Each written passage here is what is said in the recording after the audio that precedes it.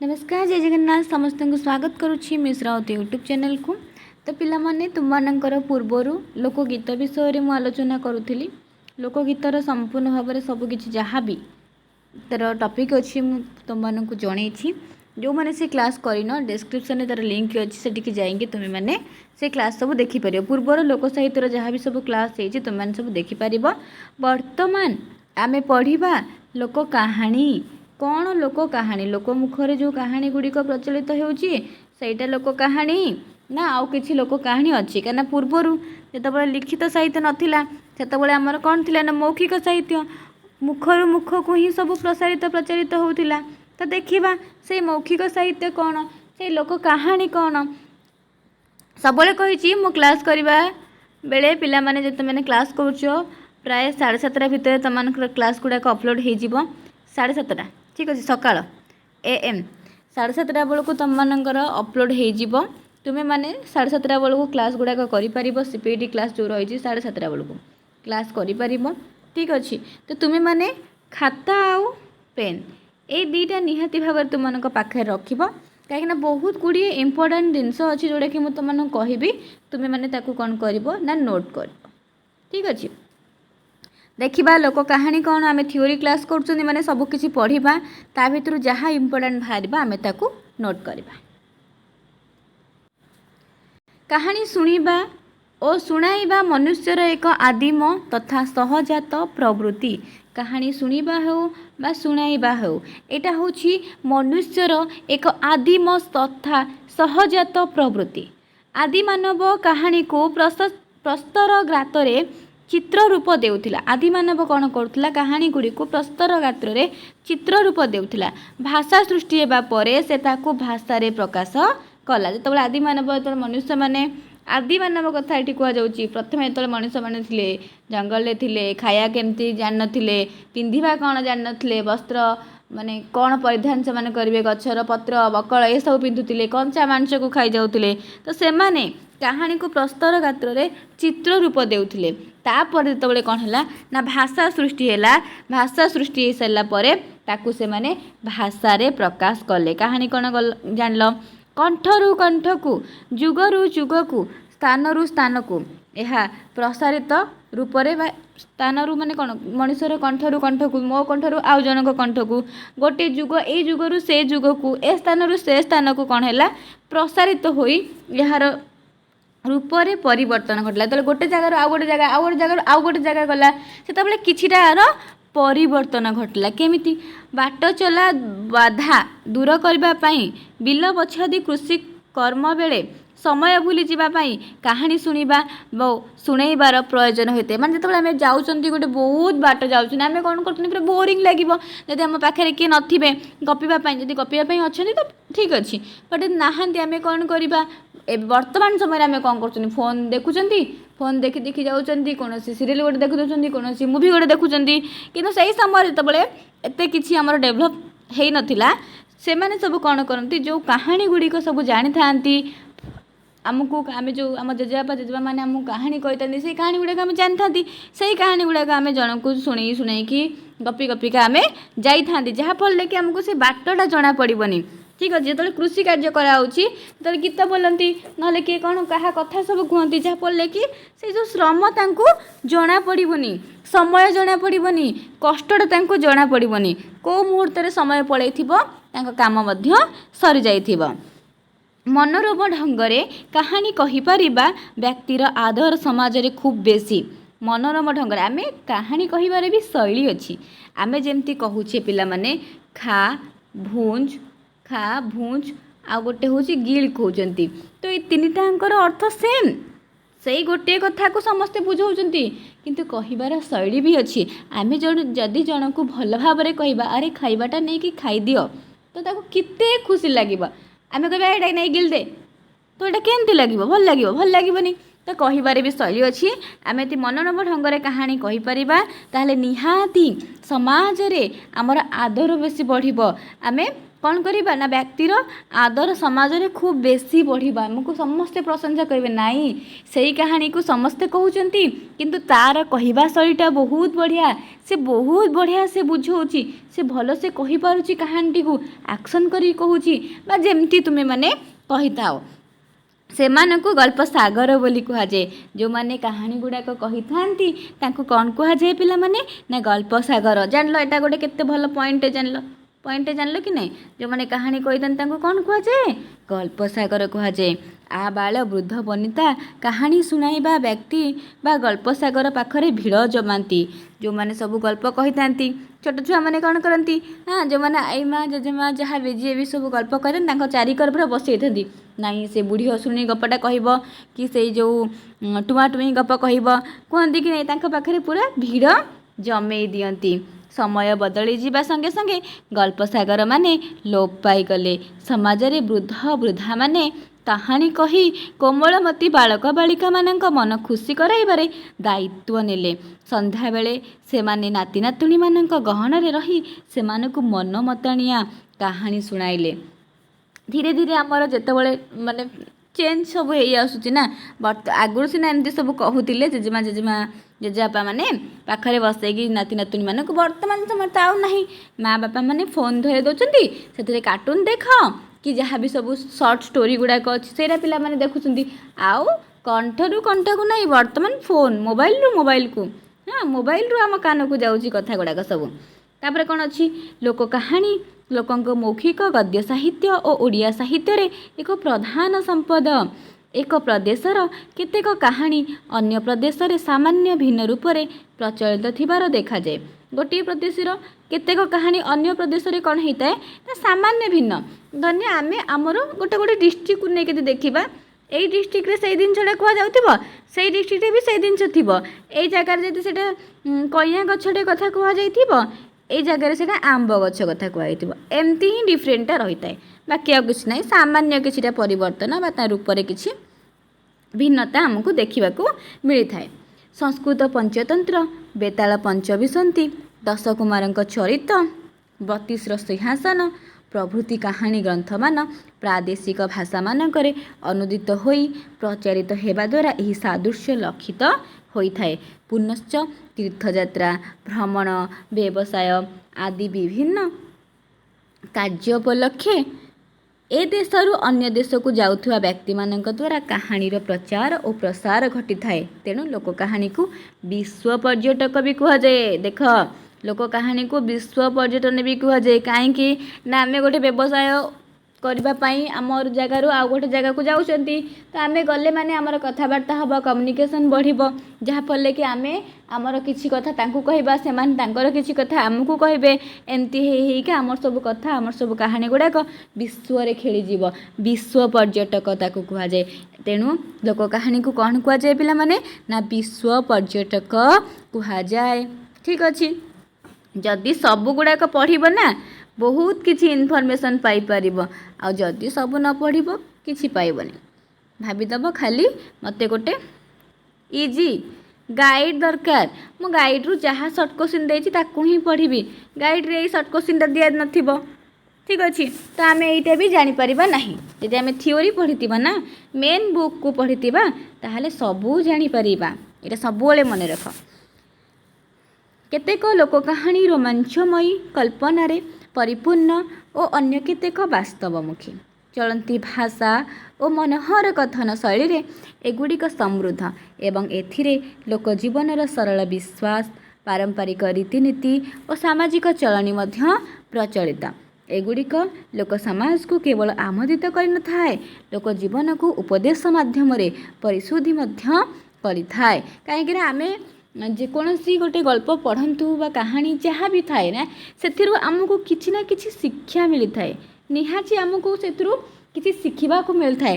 किसी उपदेशात्मक कथा से थाए कारण आम कहते आम जहाँ भी पढ़ती ना आमको से किसी ना किसी समाज को किसी वार्ता से दि जाए आम किसी ना किसी से शिखी था ठीक अच्छे ये किसी पॉइंट अच्छी आपको मन रखियो बहुत इंपोर्टेंट अच्छी ये जो पाराटे ଆଜି ପର୍ଯ୍ୟନ୍ତ ସଂଗୃହୀତ ଓଡ଼ିଆ ଲୋକ କାହାଣୀ ସଂଗୃହୀତ ଲୋକଗୀତ ଠାରୁ ସଂଖ୍ୟାରେ ବହୁତ କମ୍। ଲୋକଗୀତ ସଂଗ୍ରହ କାଳରେ ସ୍ୱର୍ଗତ ଗୋପାଳଚନ୍ଦ୍ର ପ୍ରହରାଜ ନିଜେ ସଂଗ୍ରହ କରିଥିବା 21ଟି ଲୋକ କାହାଣୀକୁ ଉତ୍କଳ କାହାଣୀରେ ଅଙ୍ଗୀଭୂତ କରିଥିଲେ। କିଏ କେତୋଟି କାହାଣୀ କେଉଁଥିରେ ଅଙ୍ଗୀଭୂତ କରିଥିଲେ ଆକୁ ମନେ ରଖ। କିଏ ନା ସ୍ୱର୍ଗତ ଗୋପାଳଚନ୍ଦ୍ର ପ୍ରହରାଜ। ଗୋପାଳଚନ୍ଦ୍ର ପ୍ରହରାଜ ଉତ୍କଳ କାହାଣୀରେ ଅଙ୍ଗୀଭୂତ କରିଥିଲେ ତାଙ୍କର 21ଟି ଲୋକ କାହାଣୀ। 21ଟି ଲୋକ କାହାଣୀକୁ କେଉଁଥିରେ କିଏ ଅଙ୍ଗୀଭୂତ କରିଥିଲେ ଆକୁ ଭଲ ଭାବରେ ମନେ ରଖ ପିଲାମାନେ। ବହୁତ ଇମ୍ପୋର୍ଟାଣ୍ଟ କ୍ୱେଶ୍ଚିନ୍ ଏଇଟା ପଡ଼େ। ଗୋପାଳଚନ୍ଦ୍ର ପ୍ରହରାଜ 21ଟି ଲୋକ କାହାଣୀକୁ ଉତ୍କଳ କାହାଣୀରେ ଅଙ୍ଗୀଭୂତ କରିଥିଲେ। ବହୁତ ଇମ୍ପୋର୍ଟାଣ୍ଟ, ଆକୁ ନୋଟ୍ କରିଦିଅ। ଯେଉଁମାନେ ସବୁ ଖାତା ଧରିକି ବସିଛ ନୋଟ୍ କର। ଦ୍ୱିତୀୟ ଓଡ଼ିଆ ଲୋକଗଳ୍ପ ପୁସ୍ତକ ଜନୈକା କରଣ ମହିଳାଙ୍କ ଦ୍ୱାରା ସଂଗୃହୀତ ଓ ଶ୍ରୀ ରାଘବାନନ୍ଦ ଦାସଙ୍କ ଦ୍ୱାରା ପ୍ରକାଶିତ, ଯାହାର ଶୀର୍ଷକ ହେଉଛି କଥା ଲହରୀ ବା ଉତ୍କଳ କାହାଣୀ ସଂଗ୍ରହ। ଇଏ ବି ଗୋଟେ ଇମ୍ପୋର୍ଟାଣ୍ଟ। ଦ୍ୱିତୀୟ ଯେଉଁ ଲୋକଗଳ୍ପ ପୁସ୍ତକଟି ରହିଲା ସେଇଟା ହେଉଛି ଜନୈକ କରଣ ମହିଳାଙ୍କ ଦ୍ୱାରା ସଂଗୃହୀତ ହୋଇଛି ଆଉ ରାଘବାନନ୍ଦ ଦାସଙ୍କ ଦ୍ୱାରା ପ୍ରକାଶିତ ହୋଇଛି। କାହା ଦ୍ୱାରା ସଂଗୃହୀତ ନା ଜନୈକା କରଣ ମହିଳାଙ୍କ ଦ୍ୱାରା ସଂଗୃହୀତ, ରାଘବାନନ୍ଦ ଦାସଙ୍କ ଦ୍ୱାରା ପ୍ରକାଶିତ। କେଉଁଟା ନା କଥା ଲହରୀ ବା ଉତ୍କଳ କାହାଣୀ ସଂଗ୍ରହ। ବାସ୍ ତୁମେ ମାନେ ଏତିକି ଲେଖିପାରିବ। ଏଇ ଯେଉଁ ଉତ୍କଳ କାହାଣୀ ସଂଗ୍ରହ ବା କଥା ଲହରୀଟା ସଂଗୃହୀତ ହୋଇଛି କାହା ଦ୍ୱାରା ନା ଜଣେ ଜନୈକା କରଣ ମହିଳାଙ୍କ ଦ୍ୱାରା, ପ୍ରକାଶିତ ହୋଇଛି ରାଘବାନନ୍ଦ ଦାସଙ୍କ ଦ୍ୱାରା। ପାଇଗଲ। ଗୋପାଳଚନ୍ଦ୍ର ପ୍ରହରାଜ ଉତ୍କଳ କାହାଣୀ 21ଟି କାହାଣୀ ସେଥିରେ ଅଙ୍ଗୀଭୂତ ହୋଇଛି। ଦେନ୍ ଦ୍ୱିତୀୟରେ ଯେଉଁ ଲୋକଗଳ୍ପଟା ରହିଲା ସେ ଲୋକଗଳ୍ପଟା ହେଉଛି କଥା ଲହରୀ ବା ଉତ୍କଳ କାହାଣୀ ସଂଗ୍ରହ। ତାର ସଂଗୃହୀତ କରିଛନ୍ତି ତାକୁ ଜନୈକ କରଣ ମହିଳା ଆଉ ପ୍ରକାଶିତ କରିଛନ୍ତି କିଏ ରାଘବାନନ୍ଦ ଦାସ। କ୍ଲିଅର, ଆକୁ ନୋଟ୍ କଲ। ତାପରେ ଆସେ 1921 ଖ୍ରୀଷ୍ଟାବ୍ଦରେ ପ୍ରକାଶିତ ହୋଇଥିବା ଉତ୍କଳ କାହାଣୀ ଦର୍ପଣ। ତାପରେ ଆସିଗଲା ଉତ୍କଳ କାହାଣୀ ଦର୍ପଣ। ଏଇଟା ଥିଲା ଉତ୍କଳ କାହାଣୀ ସଂଗ୍ରହ, ଯାହାର ପ୍ରକାଶକ ରାଘବାନନ୍ଦ ଦାସ, ଯାହାର ସଂଗ୍ରାହକ ହେଉଛନ୍ତି ଜଣେ ଜନୈକ କରଣ ମହିଳା।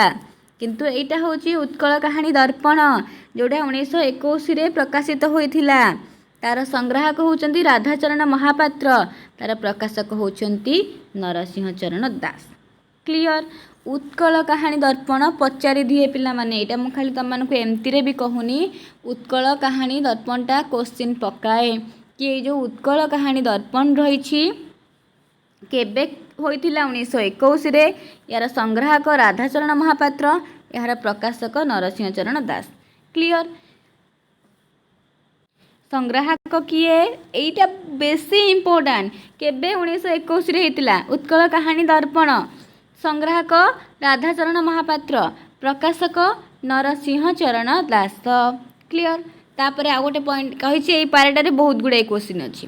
1923 ଖ୍ରୀଷ୍ଟାବ୍ଦରେ ଶ୍ରୀ ଉପେନ୍ଦ୍ର ନାରାୟଣ ଦତ୍ତଗୁପ୍ତ ନାମକ ଜଣେ ବ୍ୟକ୍ତି ଫୋଲ୍କ ଟେଲ୍ସ ଅଫ୍ ଓଡ଼ିଶା ଶୀର୍ଷକ ଖଣ୍ଡିଏ ପୁସ୍ତକ କଲିକତାରୁ ପ୍ରକାଶ କରିଥିଲେ। ଏଠି ବି ଗୋଟେ ଇମ୍ପୋର୍ଟାଣ୍ଟ ପଏଣ୍ଟ ଆସିଗଲା। କେବେ, କିଏ, କେଉଁଟାକୁ କଲିକତାରେ ପ୍ରକାଶ କରିଥିଲେ। ଏତେ ଗୁଡ଼ିଏ କ୍ୱେଶ୍ଚିନ୍ ଦେଖ, କେଉଁଟା ବି ସେ କ୍ୱେଶ୍ଚିନ୍ କରିପାରନ୍ତି। କେବେ, କିଏ, କେଉଁଟାକୁ ବା କେଉଁ ପୁସ୍ତକଟାକୁ କଲିକତାରୁ ପ୍ରକାଶ କରିଥିଲେ। 1923 ଖ୍ରୀଷ୍ଟାବ୍ଦରେ ଉପେନ୍ଦ୍ର ନାରାୟଣ ଦତ୍ତଗୁପ୍ତ 1923 ଖ୍ରୀଷ୍ଟାବ୍ଦରେ Upendra Narayan Duttagupta folk tales of Odisha ଯେଉଁ ପୁସ୍ତକଟି ରହିଛି ସେଇଟାକୁ କଲିକତାରୁ ପ୍ରକାଶ କରିଥିଲେ। ବହୁତ ଇମ୍ପୋର୍ଟାଣ୍ଟ, ଆକୁ ନୋଟ୍ କର। ଠିକ୍ ଅଛି। ଏଇ ଗୋଟିଏ ପାରାରେ ବହୁତ ଗୁଡ଼ିଏ ଅଛି, ମୁଁ ତୁମମାନଙ୍କୁ ବହୁତ ସାରା କହି ବି ସାରିଲିଣି। ତାକୁ ଯଦି ନୋଟ୍ କରୁଛ ତୁମମାନଙ୍କ ପାଇଁ ବହୁତ ଭଲ। ତାପରେ କ'ଣ ହେଇଛି ନା ଏହାପରେ 1958 ଖ୍ରୀଷ୍ଟାବ୍ଦରେ ବିଶ୍ୱଭାରତୀ ଦ୍ୱାରା ପ୍ରକାଶିତ ଡକ୍ଟର ଲୋକରତ୍ନ ଡକ୍ଟର କୁଞ୍ଜବିହାରୀ ଦାସଙ୍କର ଗବେଷଣା ପୁସ୍ତକ ଓଡ଼ିଆ ଲୋକଗୀତ ଓ କାହାଣୀ ଓ ଓଡ଼ିଆ ସାହିତ୍ୟ ଏକାଡେମୀ ଦ୍ୱାରା ପ୍ରକାଶିତ ଲୋକଗଳ୍ପ ସଞ୍ଚୟନ, ଓଡ଼ିଆ ଲୋକଗୀତ ଓ କାହାଣୀ ଓ ଓଡ଼ିଶା ସାହିତ୍ୟ ଏକାଡେମୀ ଦ୍ୱାରା ପ୍ରକାଶିତ ଲୋକଗଳ୍ପ ସଞ୍ଚୟନ, ଏ କ୍ଷେତ୍ରରେ ଦୁଇଟି ଉଲ୍ଲେଖନୀୟ ଗ୍ରନ୍ଥ। କେବେ ନା 1958ରେ। କାହା ଦ୍ୱାରା ନା ଲୋକରତ୍ନ ଡକ୍ଟର କୁଞ୍ଜବିହାରୀ ଦାସଙ୍କର ଯେଉଁ ଗବେଷଣା ପୁସ୍ତକ ରହିଛି, ଗୋଟେ ହେଉଛି ଓଡ଼ିଆ ଲୋକଗୀତ ଓ କାହାଣୀ, ଆଉ ଗୋଟେ ହେଉଛି ଓଡ଼ିଶା ସାହିତ୍ୟ ଏକାଡେମୀ ଦ୍ୱାରା ପ୍ରକାଶିତ ଲୋକଗଳ୍ପ ସଞ୍ଚୟନ। ଏଇ ଦୁଇଟା ପୁସ୍ତକ 1958 ପ୍ରକାଶିତ ହୋଇଥିଲା। ଠିକ୍ ଅଛି, ଆକୁ ନୋଟ୍ କରିବ। କାହା ଦ୍ୱାରା ପ୍ରକାଶିତ ହୋଇଥିଲା ନା ଓଡ଼ିଶା ସାହିତ୍ୟ ଏକାଡେମୀ ଦ୍ୱାରା ପ୍ରକାଶିତ ହେଉଛି ଲୋକଗଳ୍ପ ସଞ୍ଚୟନ 1958 ଡକ୍ଟର କୁଞ୍ଜ ବିହାରୀ ଦାସଙ୍କ ଦ୍ୱାରା। କ୍ଲିୟର ହେଇଗଲା। ଏବେ ହଜାର ହଜାର ବୃଦ୍ଧ ବୃଦ୍ଧା ଏବେ ମଧ୍ୟ ଓଡ଼ିଶାର ଗାଁ ଗଣ୍ଡାରେ ବାସ କରନ୍ତି, ଯେଉଁମାନଙ୍କର ଲୋକ କାହାଣୀ ପୁରା ମୁଖସ୍ଥ ଏବଂ ଯେଉଁମାନଙ୍କର ମୃତ୍ୟୁ ପରେ ଲୋକ କାହାଣୀର ବିଲୟ ଅବଶ୍ୟମ୍ଭାବୀ। କାହିଁକିନା ତାଙ୍କର ମୃତ୍ୟୁ ପରେ ମୁଁ ଯେଉଁ ଜିନିଷଟା ପୁରା ଜାଣିଛି, ଯଦି ମୋ ଠାରୁ ଆଉ ଜଣେ ନ ଶିଖିଥିବ, ମୋର ମୃତ୍ୟୁ ପରେ ସେଇ ଜିନିଷ ଆଉ ଆଗକୁ ଯିବ ଯାଇପାରିବ ନାହିଁ। ସେଇଠି ସେଇଟା ଲୋପ ପାଇଗଲା, ସେଇଠି ତା'ର ଆଉ ଆଗକୁ ଯିବାର କୌଣସି ଚାନ୍ସ ନାହିଁ। ଯଦି ମୋ ଠାରୁ କିଏ ଶିଖିଥିବ ସେଇ ପାଠ, ତାହେଲେ ନିହାତି ମୁଁ ମଲା ପରେ ବି ସେ କ'ଣ କରିବ ନା ସେ ପାଠକୁ ଅନ୍ୟମାନଙ୍କୁ କହିପାରିବ। ଠିକ୍ ଅଛି, ତେଣୁ ସେମାନଙ୍କଠାରୁ ଏଗୁଡ଼ିକ ଯେତେ ବେଶୀ ସଂଖ୍ୟାରେ ସଂଗୃହୀତ ହୋଇପାରିବ, ଓଡ଼ିଆ ସାହିତ୍ୟ ସେତେ ବେଶୀ ପରିମାଣରେ ରୁଦ୍ଧିମନ୍ତ ହୋଇପାରିବ। ଠିକ୍ କଥା, ଯେଉଁମାନେ ଜାଣିଛନ୍ତି ଜିନିଷ ଗୁଡ଼ାକ ତାଙ୍କଠାରୁ ଯଦି ଆମେ କଲେକ୍ଟ କରିକି ଆମେ ତାକୁ ପ୍ରକାଶିତ କରିପାରିବା, ଆମେ ଲେଖିପାରିବା, ପୁସ୍ତକ ଆକାରରେ ରଖିପାରିବା, ତାହେଲେ ଭବିଷ୍ୟତରେ ଯେଉଁ ପିଢ଼ିମାନେ ଅଛନ୍ତି ସେମାନଙ୍କ ପାଇଁ କିଛି ଅସୁବିଧା ହେବ ନାହିଁ। ସେମାନେ ମଧ୍ୟ ତାଙ୍କ ସମୟରେ ତାଙ୍କର ପିଢ଼ି ମାନେ ବହୁତ ପୂର୍ବରୁ ଯାହା ସବୁ ଘଟଣା ଗୁଡ଼ାକ ଘଟିଥିଲା ବା ଯେଉଁ କାହାଣୀ ଗୁଡ଼ାକ ଥିଲା, ସେମାନେ ମଧ୍ୟ ତାଙ୍କ ସମୟରେ ସେଗୁଡ଼ିକୁ ଜାଣିପାରିବେ। କେମିତି ନା ସେମାନେ ପାଠ ପଢ଼ିବେ, ସେଇ ପୁସ୍ତକ ଆକାରରେ ଯେଉଁ ରହିଛି ଯାହା ସବୁ ସେଇଠୁ ପଢ଼ିକି ହିଁ ଜିନିଷ ଗୁଡ଼ାକ ଜାଣିପାରିବେ। ସେଥିପାଇଁ ଯେଉଁ ଜିନିଷ ଗୁଡ଼ାକ ବା ଯେଉଁ କାହାଣୀ ଗୁଡ଼ାକ ବା ଯେଉଁ ଜିନିଷ ସବୁ ଯେଉଁମାନେ ସବୁ ଜାଣିଥାନ୍ତି, ସେଇମାନଙ୍କର ମୃତ୍ୟୁ ପୂର୍ବରୁ ତାଙ୍କଠାରୁ ସେସବୁକୁ ଆମକୁ ଜାଣିବାକୁ ପଡ଼େ। ଆମେ ଜାଣିକି ତାକୁ ଯଦି ରଖିପାରିବା ସାଇତିକି, ତ ଭବିଷ୍ୟତର ପିଢ଼ିମାନଙ୍କ ପାଇଁ କିଛି ବି ଅସୁବିଧା ହେବ ନାହିଁ।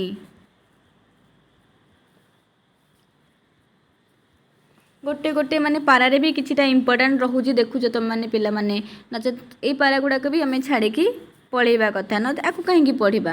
ସେମିତି ତୁମମାନଙ୍କର କାହାଣୀ ଦେଖ, କେମିତି ଗୋଟେ କାହାଣୀଟିଏ ରହିଥାଏ।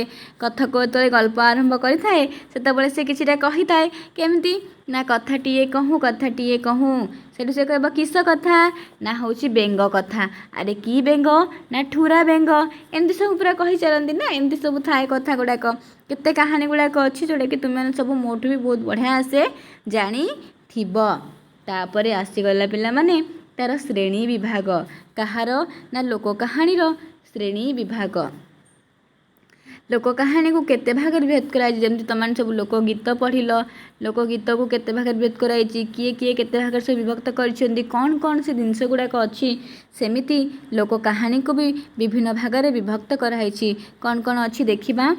ଲୋକ କାହାଣୀ ଗୁଡ଼ିକ ସଂଖ୍ୟାରେ ଖୁବ୍ ବେଶୀ। ଏ ପର୍ଯ୍ୟନ୍ତ ସମସ୍ତ ଲୋକ କାହାଣୀ ସଂଗୃହୀତ ହୋଇପାରିନାହିଁ, ହୋଇପାରିବା ମଧ୍ୟ ସମ୍ଭବ ନୁହେଁ। ଏତେ ସାରା ଲୋକ କାହାଣୀ ଅଛି, ତାକୁ ସଂଗ୍ରହ କରାଯାଇ ନାହିଁ, ସମ୍ଭବ ନୁହେଁ ବୋଲି କହୁଛନ୍ତି। ସେସବୁ କେମିତି ମାନେ କରାଯିବ। ଠିକ୍ ଅଛି, ଯେମିତି ପୂର୍ବରୁ ଟିକେ ଜାଣିଲେ, ଯେଉଁମାନେ ଜାଣିଛନ୍ତି ସେ କାହାଣୀ ଗୁଡ଼ିକ ଯଦି ସେମାନେ ନଥିବେ ନା, ସେଇଟା ସଂଗ୍ରହ କରିବା ପୁରା ମୁସ୍କିଲ ହେଇଯିବ। ତ ଏଠି କ'ଣ କୁହାଯାଇଛି, ସଂଗୃହୀତ କାହାଣୀ ଗୁଡ଼ିକୁ କେତୋଟି ନିର୍ଦ୍ଦିଷ୍ଟ ବିଭାଗରେ ଅନ୍ତର୍ଭୁକ୍ତ କରିବା କଷ୍ଟକର। ଯେଉଁଗୁଡ଼ାକ ସଂଗ୍ରହ ବି କରାଯାଇଛି ନା, ତାକୁ କିଛି ଗୁଡ଼ାଏ ମାନେ ବିଭାଗରେ ଅନ୍ତର୍ଭୁକ୍ତ କିଛି ମାନେ ଡିଭାଇଡ଼ କରିବା, କି ଏଇଟା ଏଇ ଭିତ୍ତିକ କାହାଣୀ, ସେଇଟା ସେଇ ଭିତ୍ତିକ କାହାଣୀ, ତାକୁ କରିବା ବି ବହୁତ କାଠିକର ପାଠ। ଗୋଟିଏ ଗୋଟିଏ ଗଳ୍ପ ସ୍ୱତନ୍ତ୍ର ବିଭାଗ ସୃଷ୍ଟି କରିଛି।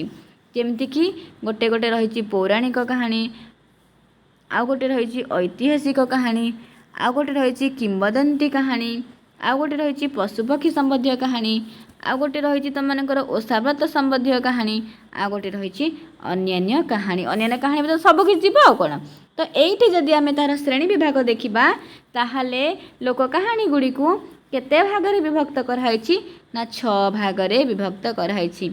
ଲୋକ କାହାଣୀ ଗୁଡ଼ିକୁ 6 ଭାଗରେ ବିଭକ୍ତ କରାହେଇଛି।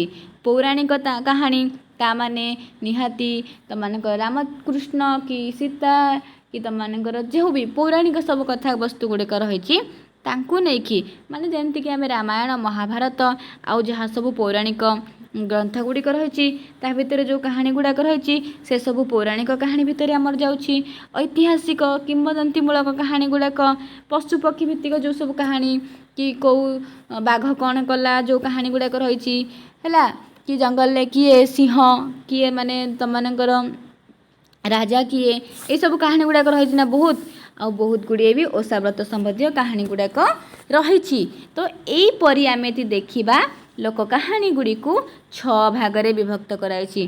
कौन कौन 6 भागरे मु कहीदेली ये जो 6 भागरे विभक्त कराई एटा को आम नेक्स्ट क्लास रे पढ़िबा।